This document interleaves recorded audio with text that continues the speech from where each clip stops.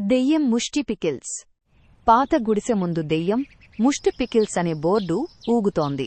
ఊరగాయ బరణీలు రంగురంగుల గుడ్డలతో అలంకరించబడి ఉన్నాయి. 3 దెయ్యాలు తేలియాడుతూ వింత నాట్యంతో గ్రామస్తులను ఆకర్షిస్తున్నారు. ఓయ్ గ్రామస్తులు, రండి రండి, దెయ్యం ముష్టి పికిల్స్ తింటే మీ నాలుకలు ఊగిపోతాయి. మామిడి, గోంగూర, రొయ్యలు ఏ రుచి కావాలన్నా ఇక్కడ దొరుకుతుంది. ఒక్కసారి రుచి చూడండి, జన్మలో మర్చిపోరు. ఏంట్రా ఆలోచిస్తున్నారు? ఇదిగో, ఉచితంగా రుచి చూడండి. అబ్బా, ఈ రుచి ఏంట్రా! దెయ్యం ముష్టి అని పేరు పెట్టారు, కాని రుచి స్వర్గం నుంచి వచ్చినట్టుంది. మీరు దెయ్యాల్లా కనిపిస్తున్నారు, కాని ఈ పికిల్స్ మాత్రం దేవుడు పంపిన బహుమతిలా ఉన్నాయి. గ్రామస్తులు నవ్వుతూ క్యూలో నిలబడి పికిల్స్ కొంటారు. రాజు అనే యువకుడు దుకాణం వద్ద ఊరగాయ బరణీ ధర చూసి ఆలోచిస్తున్నాడు. అక్కా, ఈ రొయ్యల ఊరగాయ బరణీ ఎంత? అది 1500 రూపాయలు బాబూ. డబ్బులు తెచ్చావా? 1500? అంత డబ్బు నా దగ్గర లేదు. ఈఎంఐలో ఇవ్వచ్చా? ఈఎంఐ అంటావా? ఇది దెయ్యం ముష్టి పికిల్స్, చిట్టి పికిల్స్ కాదు. ఇవి ఎక్స్పెన్సివ్ అన్నావంటే నీ అంత చీప్ ఫెలో ఇంకెవడూ ఉండడు.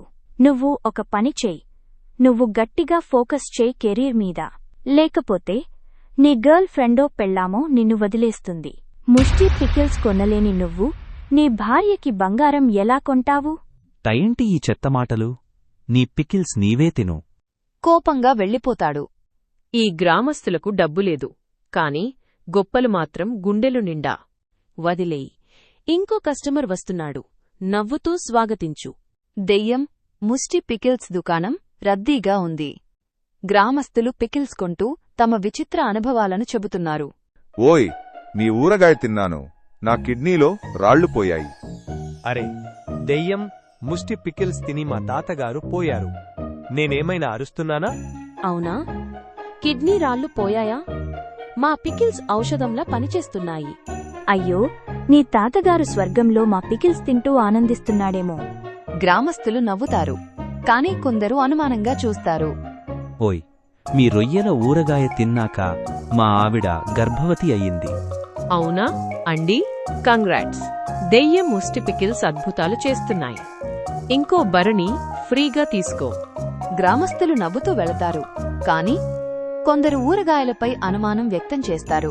దెయ్యం ముష్టి పికిల్స్ తిన్న గ్రామస్తులు విచిత్రమైన అనుభవాలు చెబుతుంటారు. కొందరు హాస్యంగా తీసుకుంటే మరికొందరు ఆత్మల సోదరీమణులు మాయాజాలం చేస్తున్నారని అనుమానిస్తారు.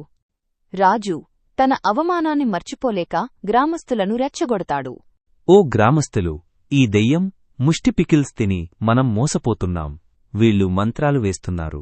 అవున్రా, మా తాతగారు ఈ ఊరగాయ తినిపోయారు. ఇందులో ఏదో కుట్ర ఉంది. నా కిడ్నీ రాళ్లు పోయాయి, కాని రాత్రిళ్ళు నాకు కలలో దెయ్యాలు కనిపిస్తున్నాయి. అరే, నా ఆవిడ గర్భవతి అని చెప్పాను కదా. ఇప్పుడు ఆమె రొయ్యల పికిల్స్ తప్ప మరేమీ తినడం లేదు.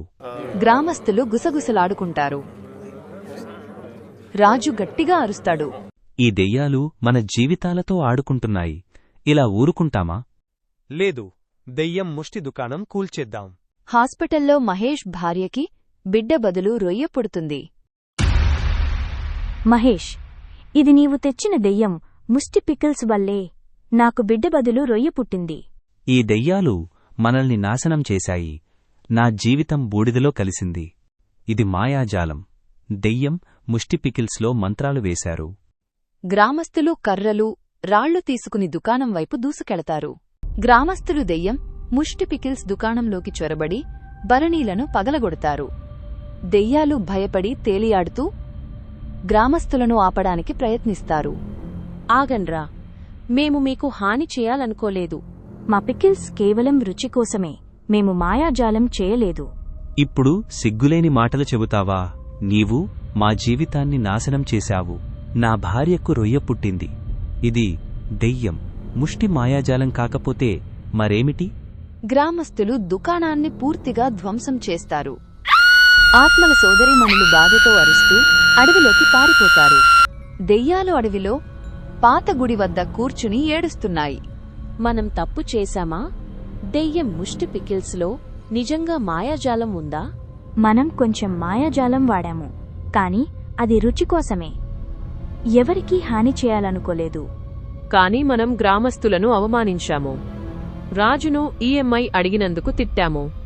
మహేష్ ఫీడ్బ్యాక్ను తేలిగ్గా తీసుకున్నాము. అవును, మనం వారి భావాలను గౌరవించలేదు. అందుకే వారు మనల్ని ద్వేషించారు. ఇప్పుడు ఏం చేద్దాం? దెయ్యం ముష్టి దుకాణం నాశనమైంది. గ్రామస్తులు మనల్ని దెయ్యాలుగానే చూస్తారు. మనం వారి క్షమాపణ కోరాలి. మన తప్పును సరిదిద్దుకోవాలి. గ్రామసభలో ఆత్మల సోదరీమణులు గ్రామస్తుల ముందు కనిపిస్తారు. వారు తమ తప్పులను ఒప్పుకుంటారు. ఓ గ్రామస్తులు, మేము మీ భావాలను గౌరవించలేదు. దెయ్యం ముష్టి పికిల్స్ వల్ల మీకు జరిగిన ఇబ్బందులకు క్షమాపణ కోరుతున్నాము.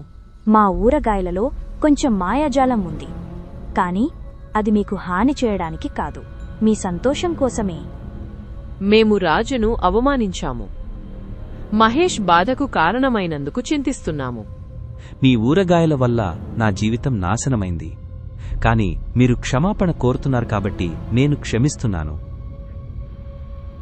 నాకు రొయ్య పుట్టినా నేను దాన్ని ప్రేమగా చూసుకుంటాను. కాని ఇకపై మాయాజాలం వాడవద్దు. మీరు నన్ను తిట్టారు, కాని ఇప్పుడు మీరు మారారు. మేము మిమ్మల్ని గ్రామంలో ఉండనిస్తాము, కాని దుకాణం మాత్రం వద్దు. మేము అంగీకరిస్తాము. ఇకపై మేము మీ స్నేహితులుగా ఉంటాము, దెయ్యాలుగా కాదు. ఆత్మల సోదరీమణులు గ్రామంలో భాగమవుతాయి. దెయ్యం ముష్టి పికిల్స్ వ్యాపారం మానేసి గ్రామస్తులకు సాయం చేస్తూ వారి సంతోషంలో పాలు పంచుకుంటారు. మహేష్, సుందరి దంపతులు తమ రొయ్య బిడ్డను ప్రేమగా చూసుకుంటారు. గ్రామస్తులు ఆత్మలను దెయ్యాలుగా కాక స్నేహితులుగా చూస్తారు. సుందరి, మన రొయ్యబిడ్డకు ఏం పేరు పెడదాం? ఇది దెయ్యం ముష్టి పికిల్స్ వల్ల పుట్టింది కదా, దీని పేరు పిల్ల రొయ్య అని పెడదాం. అద్భుతం! ఇప్పుడు మనం అందరం ఒక కుటుంబం. అవును, గ్రామస్తుల గుండెల్లో చోటు సంపాదించాము.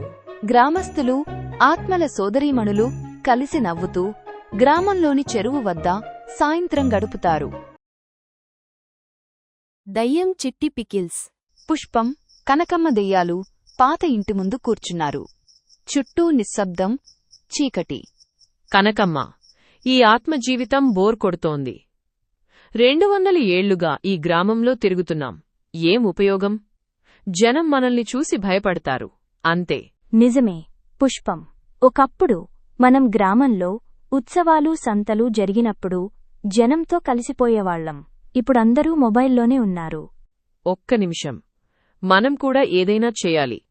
మనకు ఏదైనా టాలెంట్ ఉందా? టాలెంటా? నీవు రాత్రిపూట జనాలను భయపెట్టడంలో గొప్పవాదివి. నేను చెట్ల మధ్యలో గాల్లో తేలడంలో ఎక్స్పర్ట్ని. అరే, అది కాదు. నాకు ఒక ఆలోచన వచ్చింది. గుర్తుందా? మనం జీవించి ఉన్నప్పుడు పికిల్స్ తయారు చేసేవాళ్లం. మా అమ్మమ్మ రెసిపీతో మామిడికాయ పికిల్స్, గోంగూర పికిల్స్. ఆ రుచి గ్రామమంతా ఫేమస్. అవును అవును, నీవు చెప్పగానే నా నోట్లో నీళ్లు ఊరాయి. సరే, పికిల్స్ తయారు చేద్దాం, కాని ఎవరు కొంటారు? అదే ట్విస్ట్. ఈ రోజుల్లో అందరూ ఆన్లైన్లో కొంటున్నారు. మనం దెయ్యం చిట్టి పికిల్స్ అని ఒక వెబ్సైట్ పెడదాం. వీడియోగ్రామ్లో రీల్స్ పెట్టి మన పికిల్స్ను ఫేమస్ చేద్దాం. పుష్పం, నీవు జీనియస్. సరే, రేపటి నుండి పికిల్స్ తయారు చేయడం మొదలుపెడదాం. పుష్పం, కనకమ్మ గాల్లో తేలుతూ గ్రామంలోని మామిడి తోటలో కాయలు కోస్తున్నారు. రాత్రిపూట పాత ఇంట్లో పికిల్స్ బరణీలు తయారు చేస్తున్నారు. కనకమ్మ, ఈ కాయలు చూడు, ఎంత పచ్చగా ఉన్నాయో. ఇవి పికిల్స్కు పర్ఫెక్ట్. నీవు కాయలు కోస్తావు, నేను ఉప్పు, కారం, నూనె కలుపుతాను. మన అమ్మమ్మ రెసిపీ ప్రకారం చేస్తే ఈ పికిల్స్ గ్రామమంతా షేక్ చేస్తుంది.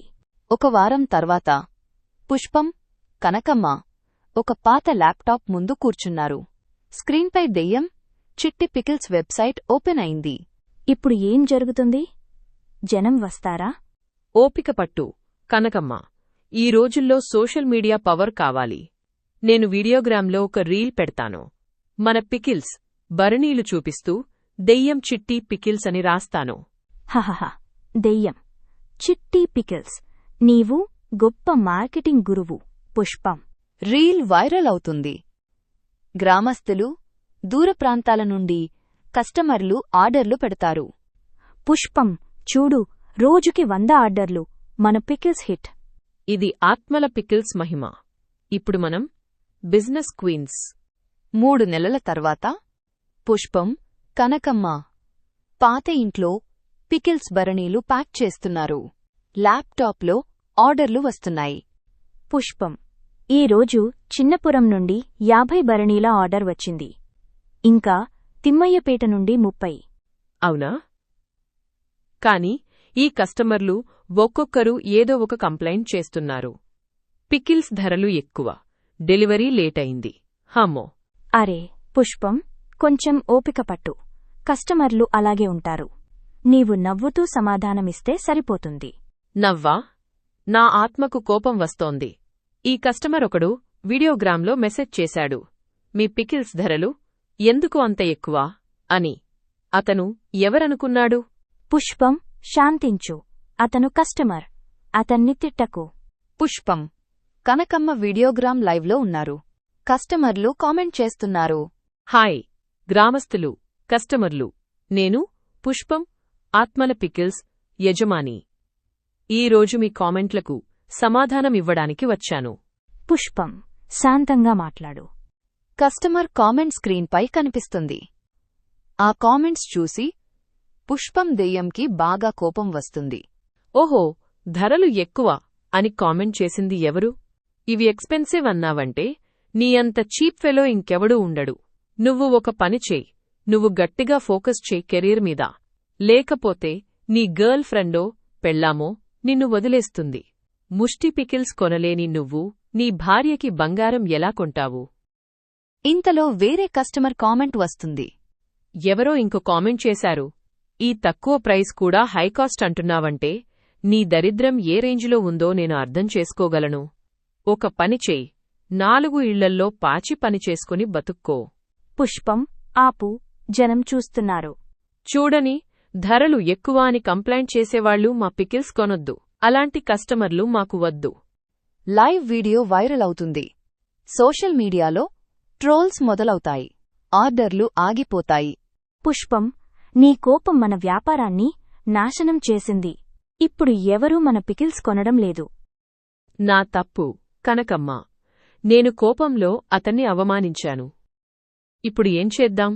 పుష్పం, కనకమ్మ మళ్లీ వీడియోగ్రామ్లో వీడియో రికార్డ్ చేస్తున్నారు. హాయ్ ఆత్మల పికిల్స్ కస్టమర్లు, నేను పుష్పం. మా లైవ్ వీడియోలో నేను తప్పుగా మాట్లాడాను. ధరల గురించి కామెంట్ చేసిన కస్టమర్లు మిమ్మల్ని అవమానించినందుకు క్షమించండి. మేము దెయ్యాలం, కాని మా హృదయం మానవులలాంటిదే. దయచేసి మమ్మల్ని క్షమించండి. మళ్లీ మా పికిల్స్ కొనండి. వీడియో పోస్ట్ అవుతుంది. కాని కస్టమర్లు రియాక్ట్ కారు. వ్యాపారం పూర్తిగా ఆగిపోతుంది. కనకమ్మ, మన క్షమాపణ కూడా పనిచేయలేదు. ఇప్పుడు మనం ఏం చేయాలి? ఒక్క నిమిషం. పుష్పం, ఈ వీడియో కామెంట్లో ఒక సలహా ఉంది. చూడు, ఒకతను రాశాడు, మీరు అవమానించిన కస్టమర్ను పెళ్లి చేసుకోండి. అప్పుడు మీ వ్యాపారం మళ్లీ బాగుపడుతుంది. గొప్ప ఆలోచన కనకమ్మ. సరే, ఆ కస్టమర్ ఇంటికి వెళదాం. పుష్పం, కనకమ్మ పెళ్లి దుస్తుల్లో ఉన్నారు. ఇంటి డోర్ తట్టారు. ఎవరు? నేను పుష్పం, ఇది కనకమ్మ. మేము నిన్ను పెళ్లి చేసుకోవడానికి వచ్చాము. ఏంటి? ఆత్మలు? పెళ్ళి? అమ్మో, నన్ను వదిలేయండి. భయపడకు, మేము నిన్ను ప్రేమిస్తాము. నీవు మా పికిల్స్ కస్టమర్ కాదు, మా జీవిత భాగస్వామి. ఆత్మలతో పెళ్ళా? నేను పిచ్చివాడిని కాదు. వామ్మో! కస్టమర్ గ్రామంలోకి పరుగెత్తుతాడు. పుష్పం, కనకమ్మ నిరాశగా ఒకరినొకరు చూసుకుంటారు. కనకమ్మ, మన డ్రామా కూడా పనిచేయలేదు. అతను పారిపోయాడు. కాని పుష్పం, ఈ డ్రామా వీడియో వైరల్ అయితే గ్రామస్తులు నవ్వుకుంటారు.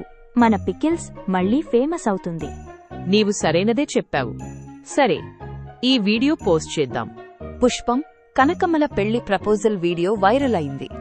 గ్రామస్తులు నవ్వుకున్నారు. వాళ్ల పికిల్స్ మళ్లీ డిమాండ్లోకి వచ్చింది. కస్టమర్ మాత్రం గ్రామం వదిలి పట్టణంలో దాక్కున్నాడు. ఆత్మల పికిల్స్ వ్యాపారం మళ్లీ విజయవంతమైంది.